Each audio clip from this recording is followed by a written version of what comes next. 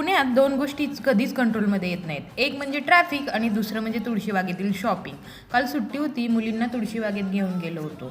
तिथे गेलं तर बजेटची तर बँडच वाजते. तुळशीबागेत पोचताच सगळ्यात आधी गणपतीचं दर्शन घेतलं. गणपती उत्सव जवळ आल्यामुळे सगळीकडे सुंदर डेकोरेशनची तयारी सुरू होती. तुळशीबाग म्हटलं की गर्दी तर ठरलेलीच असते. त्यात गणपती आणि रक्षाबंधन जवळ आल्यामुळे शॉपिंगसाठी सगळेच बाहेर पडले होते. ड्रेस, ज्वेलरी, काय काय बघायचं ते कळत नव्हतं. इशू पण तिच्या आवडीच्या वस्तू मला दाखवत होती. माळा, फुले, तोरणं, वेगवेगळ्या प्रकारच्या ज्वेलरी सगळंच इतकं सुंदर होतं की प्रत्येक गोष्ट घ्यावीशी वाटत होती. मग गणपतीच्या पूजेचं काही साहित्य घेतलं. सिल्वर कोटिंगच्या बऱ्याच सुंदर अशा प्लेट्स तिथे दिसल्या मला. ती खूपच अट्रॅक्टिव्ह वाटत होत्या बरं का त्या. डेकोरेशनसाठी खूप उपयोगी पडणार ह्या. एवढं सारं फिरून भूक तर लागणारच होती.